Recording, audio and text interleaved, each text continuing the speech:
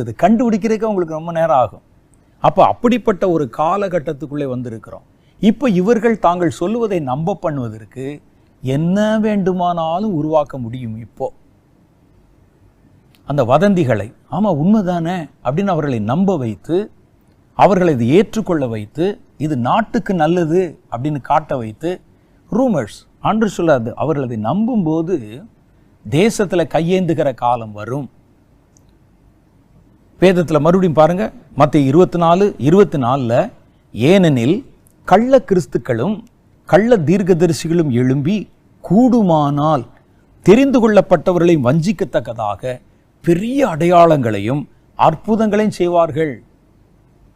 வானத்திலிருந்து அப்படியே தேவன் இறங்கி வர மாதிரி, கிறிஸ்து இறங்கி வர மாதிரி, அவர் அங்கே நின்று பேசுகிற மாதிரி தெரிந்து கொள்ளப்பட்டவர்களும், இதெல்லாம் உண்மைதானங்க பாருங்க, நான் எனக்கு அனுப்பி இருக்கிறாங்க பாருங்க அப்படின்னு காட்ட முடியும்.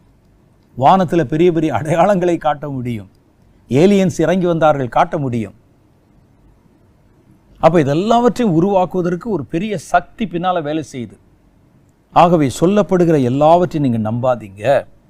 அவர்களை வஞ்சிக்கத்தக்கதாக பெரிய அடையாளங்களையும் அற்புதங்களையும் செய்வார்களாக. இதோ ஆகவே இதை உங்களுக்கு முன்னதாகவே அறிவித்திருக்கிறேன். ஏன் நான் இது தீர்க்க தரிசனமாக முன்னாலே சொல்கிறேன்னா, இது வரப்போகுது நீங்கள் தெரிஞ்சு எச்சரிக்கையாக இருங்க. இதோ கிறிஸ்து வனாந்திரத்தில் இருக்கிறார் என்று சொன்னால் புறப்படாதிருங்கள்.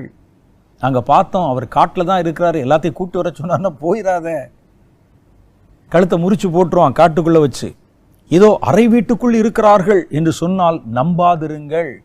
பார்த்தீங்களா, ரூமர்ஸ் பற்றி அப்போவே சொல்லியிருக்கிறான். கடைசி காலத்தில் வதந்திகள் பெருகிற காலம், பொய்யான தகவல்கள் பெருகிற காலம். ஒரு புகைப்படத்தை பார்த்தா உண்மையா பொய்யா கண்டுபிடிக்க முடியாது. ஒரு ஃபிலிமை பார்த்தா உண்மையா பொய்யா கண்டுபிடிக்க முடியாது. இனி கொஞ்ச நாட்களில் பாருங்க, உண்மையும் பொய்யும் சமுதாயத்தில் ரெண்டா கலந்துரும், கண்டே பிடிக்க முடியாத அளவுக்கு. இப்போ நம்ம பிக்சர்ஸை பிம்பமாக தானே பார்க்குறோம். இனி அதை நம்ம டச் பண்ணி பார்க்கலாம், தொட்டு பார்க்கலாம், பக்கத்தில் நிற்கிற மாதிரி பார்க்கலாம். பார்த்தனே, நான் பார்த்தனே அப்படின்னு சொல்லுவாங்க.